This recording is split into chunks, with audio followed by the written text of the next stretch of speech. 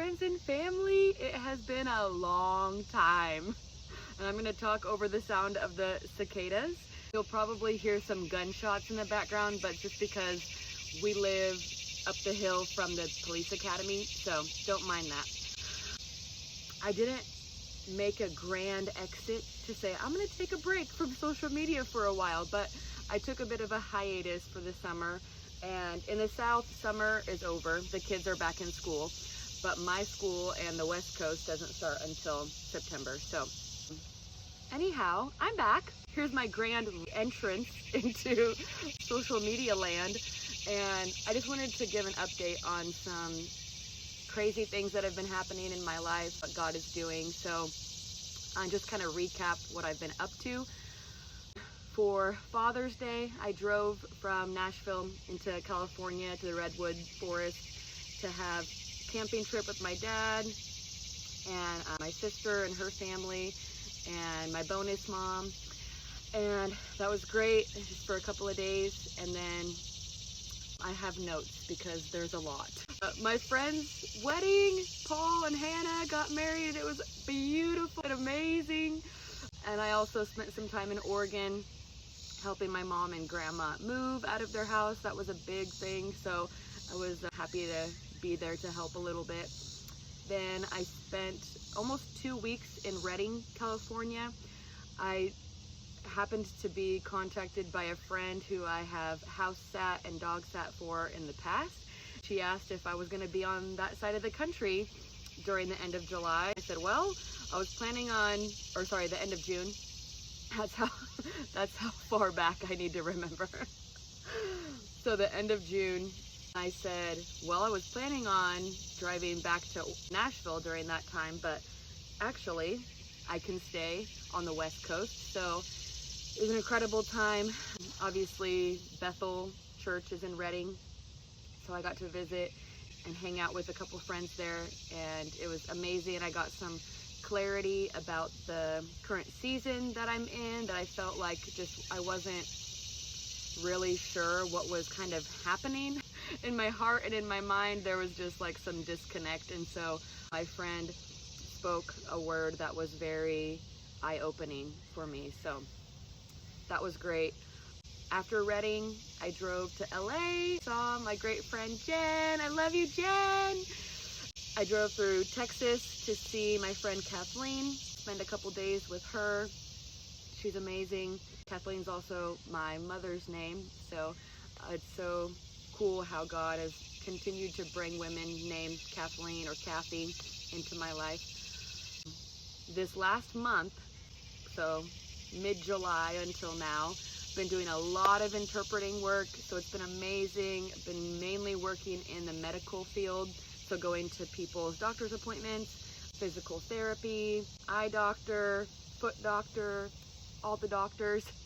And I noticed that when I first started working, I was really nervous about making a mistake or doing something wrong.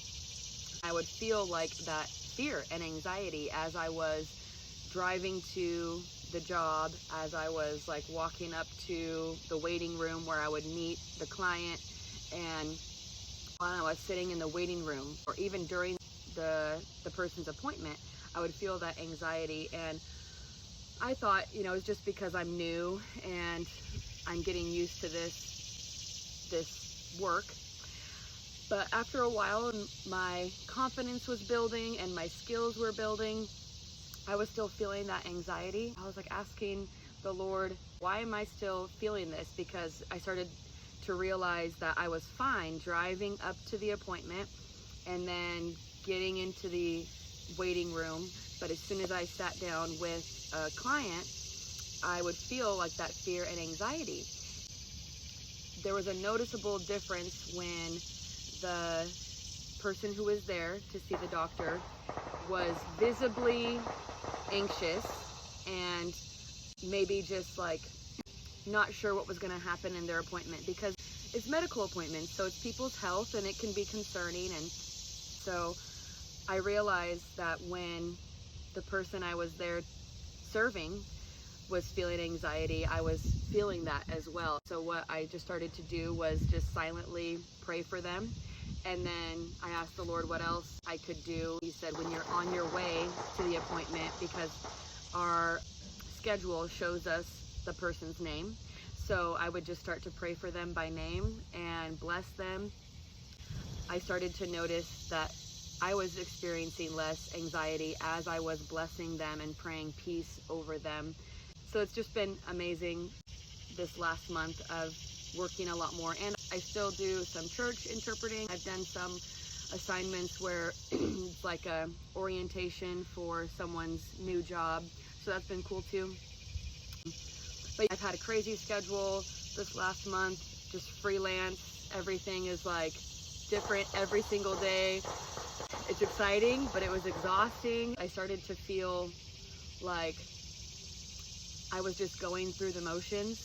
And this last week, I asked God to give me some direction, of some clarity. And what he said to me was, I want you to cut off all that you're inputting, like I was listening to like podcasts and sermons and music basically all day, every day. I would wake up, turn on some worship music. I would be in the car and turn on a podcast. I would come home and listen to a sermon. As I'm going to sleep, listen to music constantly. It was great stuff, but it was just a lot of input and a lot of information. He said, cut it all off for a while. I was like, okay. So I did. Within 24 hours, I had so much more clarity about some decisions that I was thinking about, wasn't sure what to do, and I felt really conflicted and really indecisive, and I didn't like that. I wanted to make a decision and just move forward.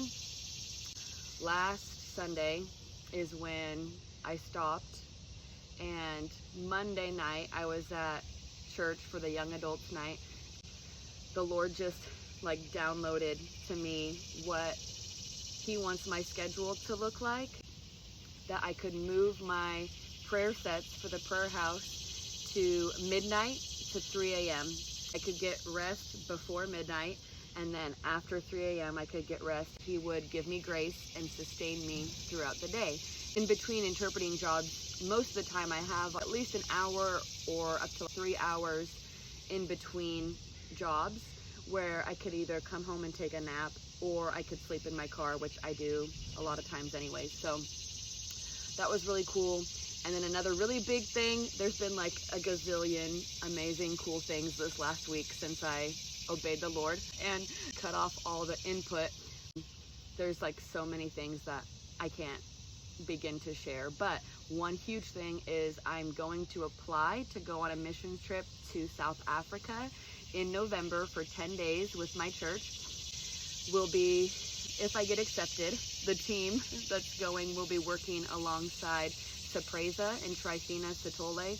They are missionaries in South Africa, have been friends with Heidi and Roland Baker and Iris Ministries for over 20 years. I'm applying, and if you could pray for me about what the Lord wants to do, if he wants me to go, and then if I get approved, I just believe that he will provide the finances, take care of everything that needs to be taken care of at home, and while I'm away, he's just going to make that clear. So I just wanted to share those updates with you. I love you all so much. Thanks for listening. Thanks for following along. If you're still here, if you've been following with me for like the last 5 years, or if you just met me and you're watching this, I love you so much. Have a great day.